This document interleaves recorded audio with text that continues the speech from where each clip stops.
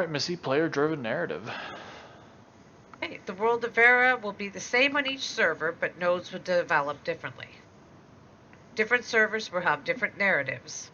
Things that happen on one server may not happen on another. We saw We that want in the as node many video. people as possible. Yeah. We want as many people as possible to experience the main server narrative. These will branch at different scales, but largely at the personal level.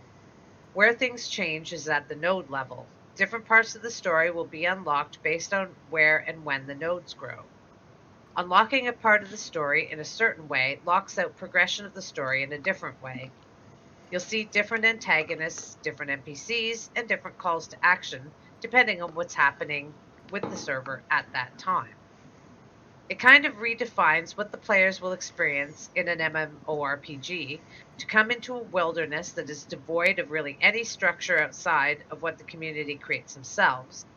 And then what can be created can be changed. If they want to experience a storyline that's been seen on another server, but you know you're fighting a dragon because you're near a mountain, and the other server's fighting a kraken because they're near the coast, and you want to fight that kraken because of its drop table. If you want to meta it, or because you just want that under your belt. To be the server first to take out that kraken, and you have yet to develop the node there, you know it's incumbent upon you to manifest that in the game.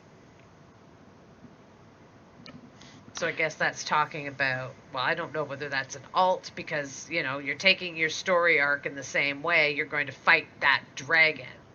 Well, I mean, so yeah, so I mean, like I said, to kind of go on the map here. So if like get my hands here. So let's say this one is the coast and this one is the mountain. So if one server you're here, you're doing this, that you awake the dragon. If you're over here on the coast, you've awakened the kraken. Now, I guess this is kind of where you can make your alts. It almost would be better to have your alts on different servers and not all on one server. And who knows even how they're going to restructure that, to be honest. Sometimes they don't allow you to do, um, like they don't allow you to do alts on different servers. But anyways, so, and I know this player-driven thing, so it's definitely going to be, it's going to be kind of crazy. I think, this game is going to be very, like me and Missy were talking about this earlier, was, population and activity dependent. And of course, you have the world manager system, which is going to pretty much make things, balanced from 1,000-person server to a 10,000-person server. So, so you could still obtain like metropolises and all that stuff. Now, with these nodes acting the way they act, it's going to be interesting to see the population and the players, because if I'm on the side that goes, I want a scientific node to be the main node in this area, and Missy is over there with her little posse, and she's like, no, we want this economic node to be here, you know, and so we're gonna have to like do battle or something, With my or posse. you know, but the thing is, is this gonna drive, like, if she really wants to be, you know, an economic node, she needs to go find one that's away. Like, it almost feels like it's going to be kind of like the great, exodus to the west, like in America. Everyone was just going everywhere, and you're finding lands to own, to move to. It was just, you know, I'm like, hearing the Bonanza theme in my head. Dun, right? dun, dun, dun, dun, dun, dun, Yeah. dun. And a caravan and Yeah, horses because back in the like, old west. because I mean, who's to say that somebody didn't like set up something in now Kansas, but the people are like screw that, and then they go make Colorado, and then the people that finally arrive after them is like, well, screw Kansas and Colorado, I want to go to California, you know, so like, I think that's how this is really going to play is people are going to find their area, and then that's going to be their area. So it's gonna be interesting. Like I said, the non-staticness is really, it's a really cool aspect. Um, Speaking of aspects here, so I guess we'll finish off with storyline quests, and then we'll actually go into story arcs. Okay, so storyline quests can have multiple stages. These quest stages can actually be failed. This is when you take the day off. Yeah, sure. The ability to retry a failed quest depends on node progression. Quests involving citizens from multiple nodes are unlocked based on the alliances and other relationships between the nodes and their progression. There will be many different quests that actually have stages of the storyline, and these stages can actually be failed. You can actually fail a storyline, which sucks when you think about it, but at the same time, that risk makes your investment that much more important. Yep. Who's ever heard of failing a storyline? Well, we will definitely see how that'll play out. All right. Interesting aspect. So story arc, we're actually going to go to the story arc page because there's a little bit more that branches out. So move over to story arcs here. All right, so story arcs, driven one or more quest lines in a story arc are driven by one or more quest lines in Ash's creation. So you have personal quest lines, cultural quest lines, regional quest lines. I almost think that the personal quest lines, who knows, maybe they can be failed too. But I think the cultural and the regional ones, definitely. Those can definitely, I could see those definitely not, like they could be failed, If the group doesn't finish the objective or builds a certain thing or gets to a certain point, then yes. And I'm pretty sure they're going to incorporate, like, the caravans in a quest line. Like, you have to get this caravan to that point, or you lose or whatever. Now the question is can you restart that quest line? And if you can, do you have to start all the way over? Like if you're on step 9 and you fail on step 10, do you go back to 9 to try to redo 10, or do you have to go all back to step 1?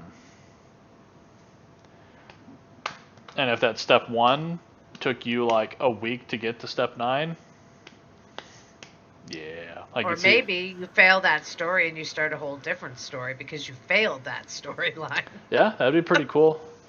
I could see Missy getting really mad if she just lost like a whole week. Yep. I could see some table flipping in my future. Right. So it says all the events are based around storyline.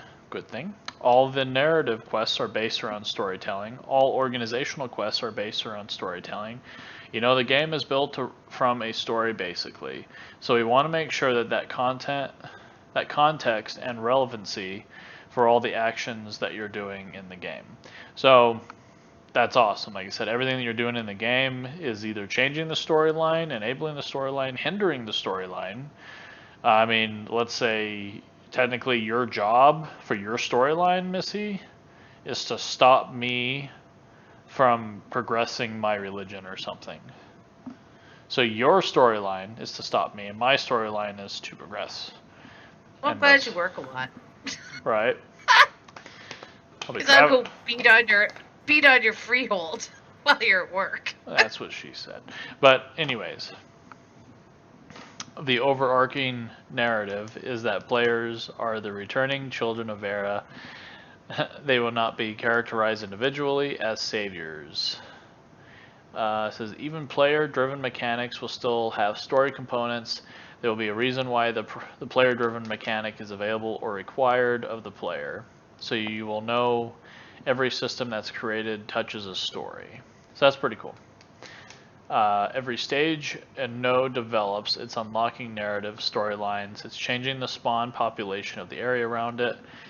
Changing what bosses exist. It's triggering events where you may have legendary dragons attack the city.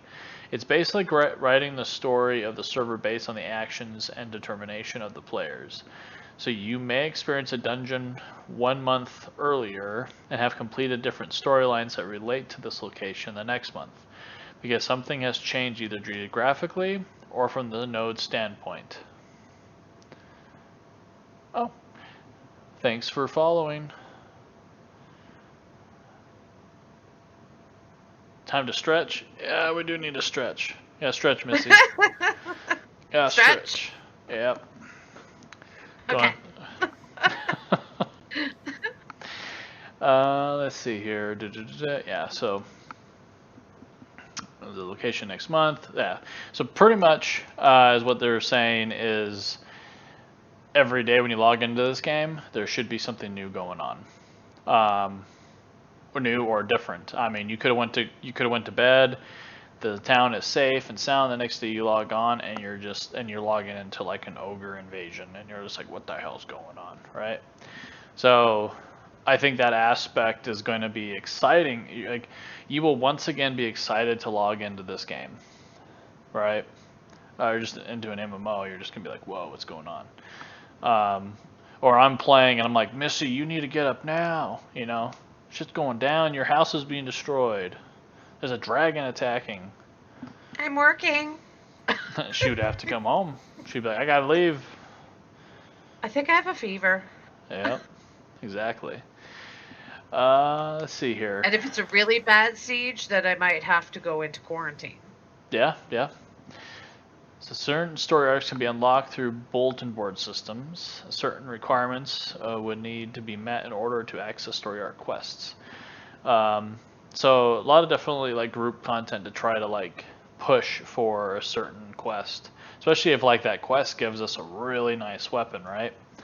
So if everyone's trying to be like, hey, let's all work towards get this really nice weapon, then like mares can like kind of direct people towards a certain like nodes, social organization tasks need to be completed. Like I said, if we can't complete the stage 1 of this quest unless we have 300 wood, then the gatherers would need to be on there to. Like I said, this game just is intricate, right? Just every little thing connects to each other, which is awesome. So we've already talked about lore, storyline quests. I think racial quests we do. Legendary items. Up. So I think, yeah, I said these kind of do overlap with each other, guys. So it's, I guess we can go with this racial quests here, Missy. Quests may be based on a character's race. Different quests may relate to who the primary cultural contributor is to a node. This won't lock out content, but will add flavor to the quest. There might even be different directories of the quest that exist for specific races. And even though you're sharing a quest to kill a boss, if you're human and I'm an elf, I will have a different arc potentially that leads in a different direction than you, even though we took the same quest. And this can relate to who the primary cultural contributor is to a node, unlocking different arcs for cultures that share the primary culture of a node. Not that locks out content, but it gives a flavor in a different direction so that not everything is so cookie cutter. Race matters because narratives have paths that are influenced based on the primary contributing culture to the node. If you're a Nikua and you're in a Nikua node that's predominantly Nikua, you're going to have certain services and or abilities as a member of the Nikua race that other races may not have access to. They may have alternative quest lines, but they won't have specific ones.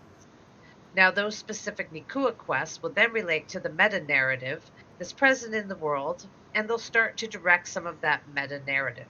And that'll be beneficial for your kind because it will unlock certain content for your race that other races haven't unlocked yet. So there is an incentive there to see progression along that line now in order to curb the progress of a dominant race. So quests that are race-specific, title, or guild-specific will likely be less than 10% of the total number of quests. 90% of quests should be able to be shared by everybody. Okay, so that's just like, I guess, a little side part. Yeah. That you have this like little 10% based on race, but 90% of the time you'll be doing what everyone else is doing. Epic and legendary quests. Yeah. And they affect the narrative of the game. These quests will unlock gated content. Yeah. I'm pretty sure like something like that would be. I would almost think that would be kind of like a raid. Like you have to start this or like epic something quest. like beating that dragon, and it's going to take a whole shit ton of you to kill something, right? Yeah. Kind of like a world boss kind of thing. Well, it is going to have world bosses there, and that's actually where your monster coins come from. So you're going to have events where like a griffin's attacking this homestead, and you have to go kill it. And if you kill it, then you get a monster coin that you can turn in for gear and cosmetics and all that stuff. So, but that is another stream and another video. That's it. Yeah. We have many. Yeah, I said all the way to April. And I'm pretty sure things might get redone because April would practically almost take us into Alpha 1. Yeah, I think so. Yeah. So a lot of things are probably going to come out differently and all that stuff. So everything we're saying now could be different, but hopefully not. So server history, just basically on this is your server is going to have a different storyline. Server A and server B are going to have totally two different paths. And I think that's what's going to be cool, because if you have alts on different servers, that means that really you will not, it's not going to be like World of Warcraft where you start, you know, you're going through Hellfire, not Hellfire, well, Peninsula, if you want to do BC, you know, like, and you just, and it's the same thing. Every time you go into Hellfire Peninsula to start a quest, it's the same quest, same quest, same quest, you know. And that's just, at least with this, if something happens, you could be walking into, you know, a shitstorm, to be honest, as a new player. You're just like, what's going on here? You know, the server's like on fire. But on another server, it's like, you know, everyone's happy and hunky-dory.